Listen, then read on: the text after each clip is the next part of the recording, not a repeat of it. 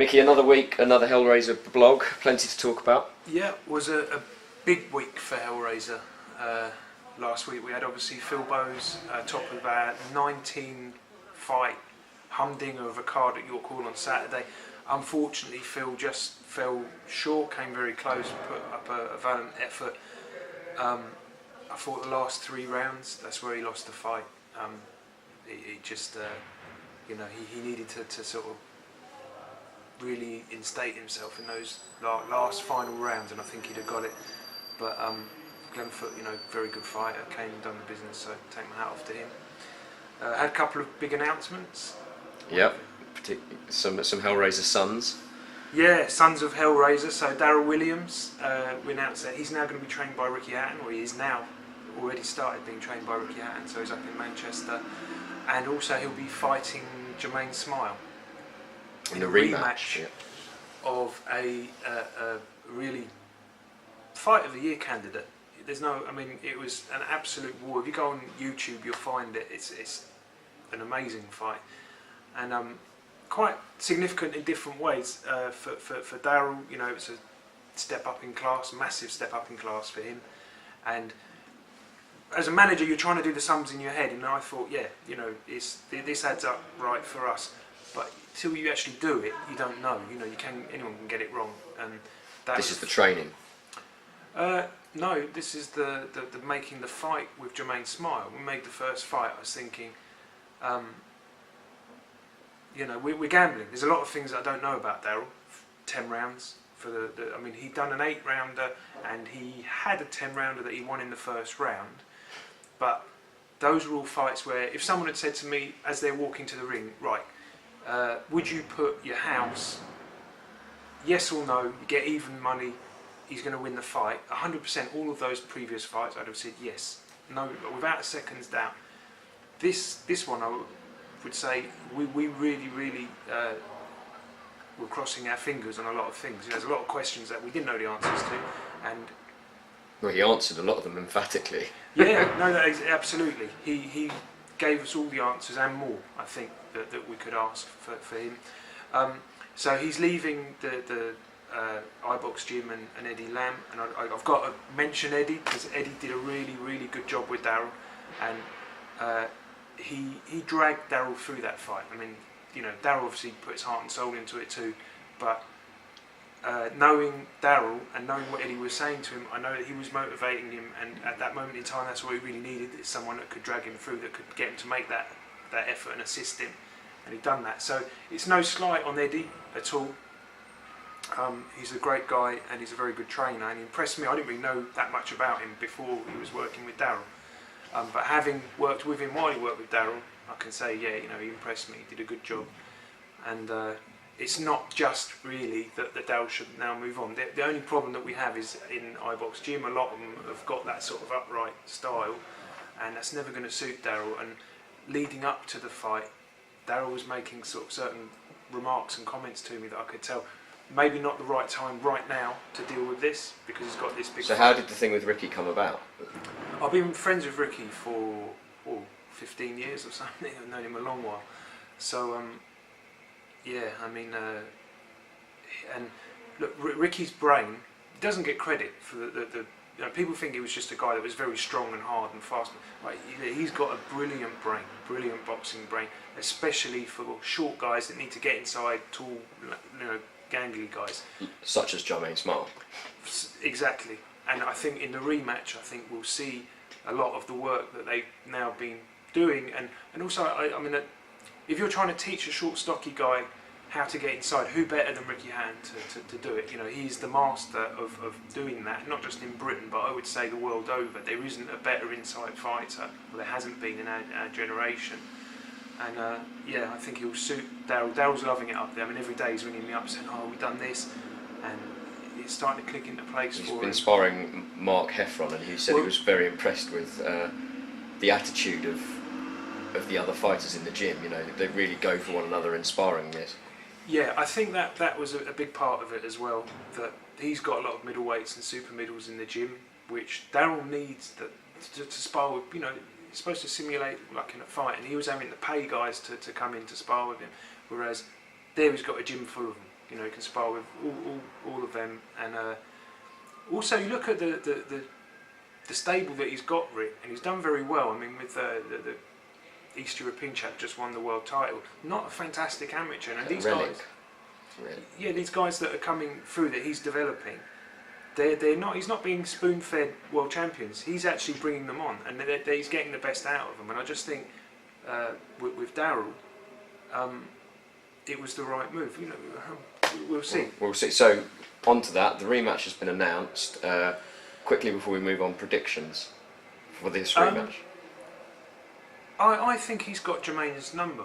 I think Jahmaine probably thinks... I was a tall, gangly boxer. I think Jahmaine probably will be kicking himself, as tall, gangly boxers do, when a short, stocky guy manages to get inside against you and you go with it and you fight him inside.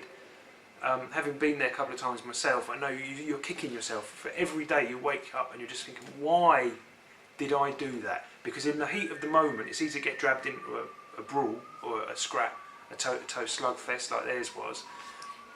And potentially, I think that Darryll probably found it easier than what Jahmaine thought it would to get in close. And I think potentially next time Jahmaine is thinking, right, well, next time I'll be more disciplined and I'll keep it along. I can tell you, Darryll is not an easy person to keep off. And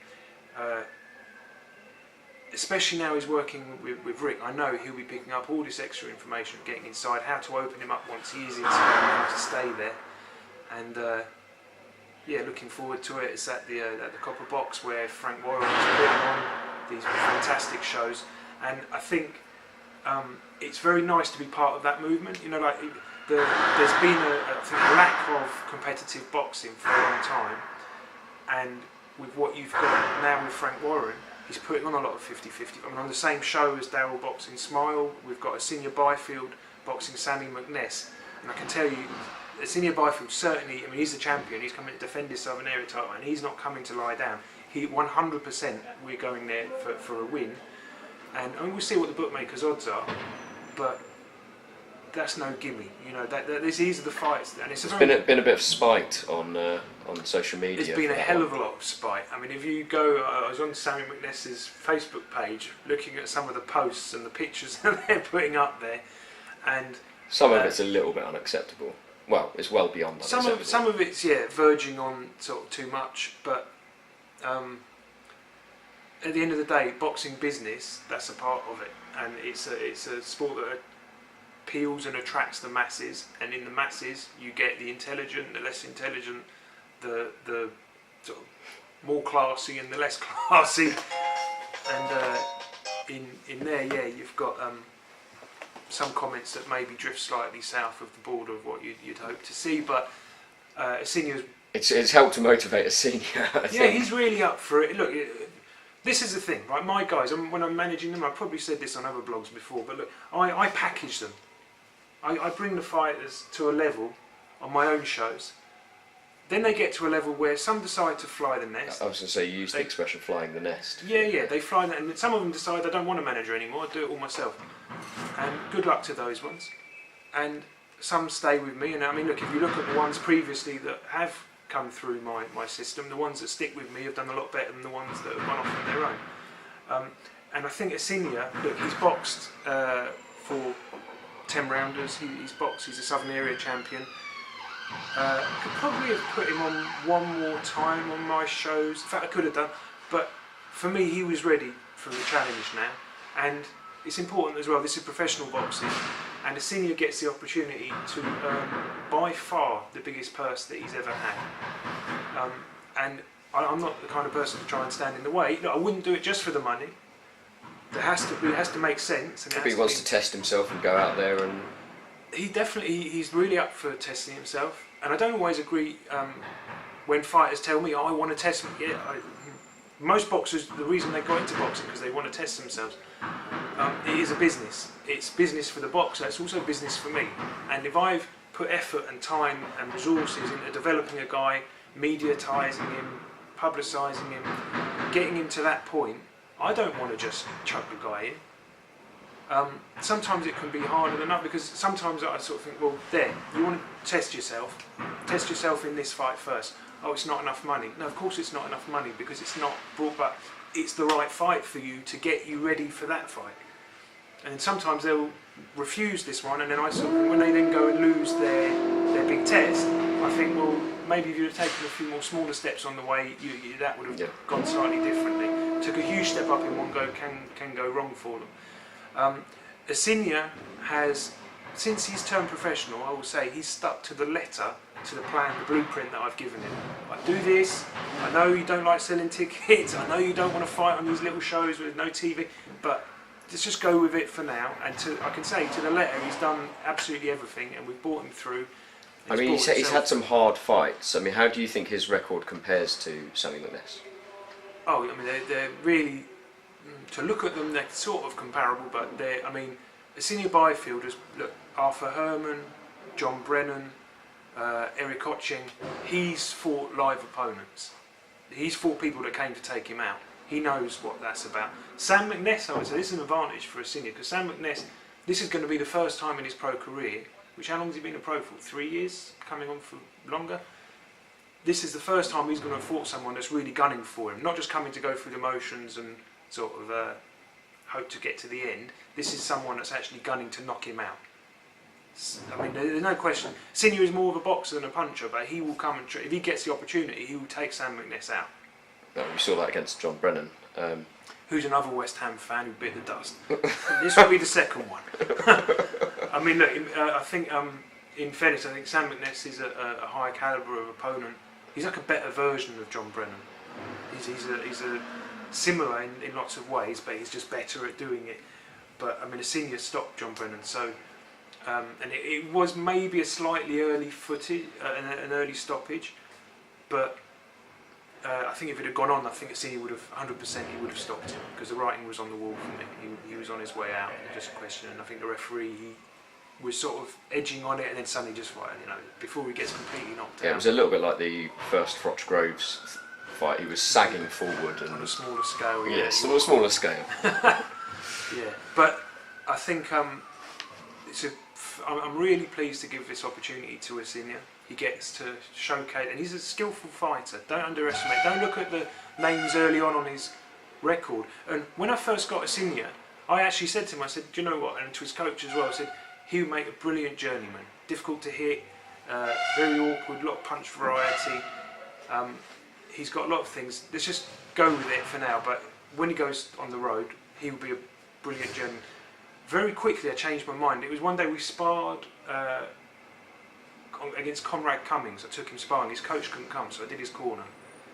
And one thing that I picked up very quickly on Asinia Byfield, when I said to him, right, this round, try this, do that.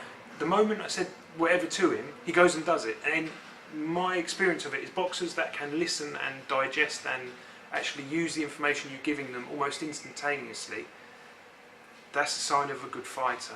I remember George Groves as a kid, and he was exactly the same. You'd say, oh, why don't you try this? Because he used to spar with James DeGale, who was like a couple of years older than him. He used to like bash him up a little bit. But you'd sort of suggest something to him, and you could see his brain ticking. He'd go off, and the next day he'd be sparring. And Asinia's got that.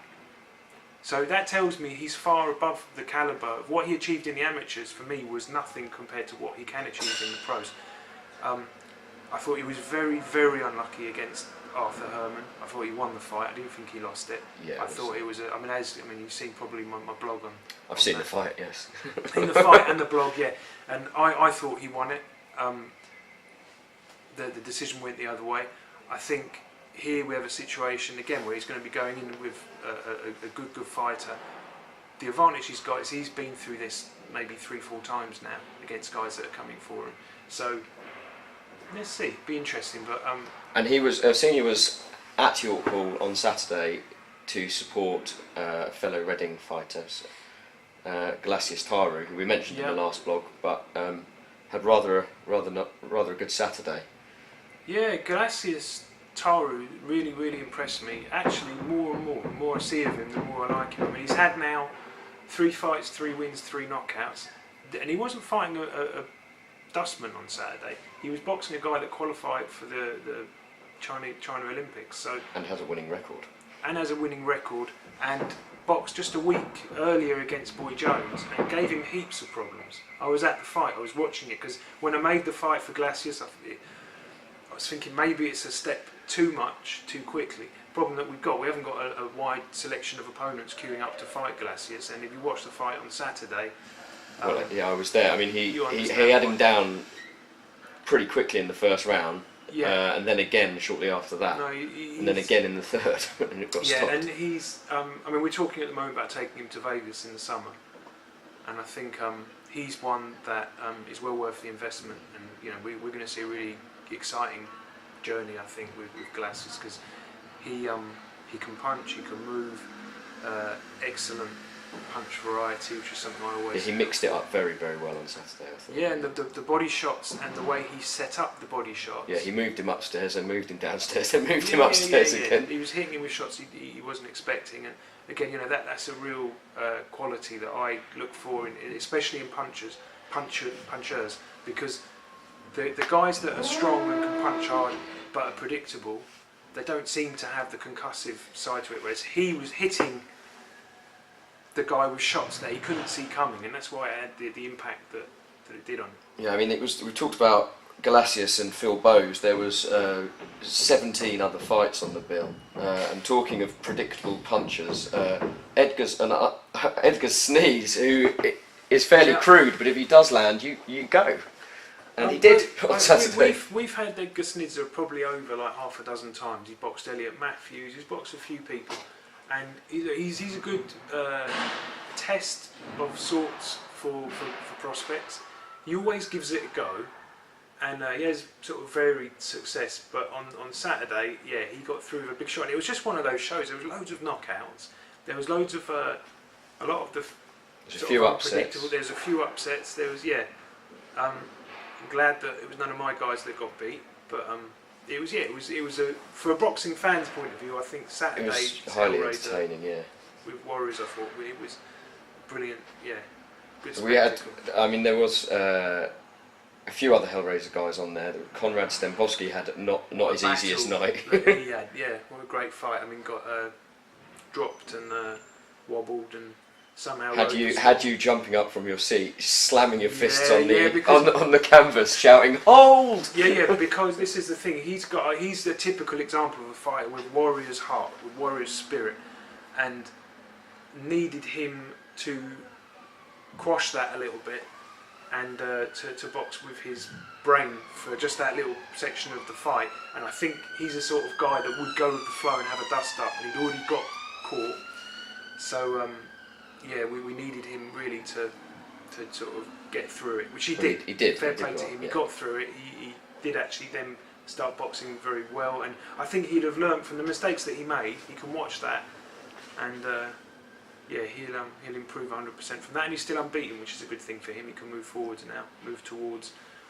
He's I think now 5 fights, 5 wins. That was his second fight in a month.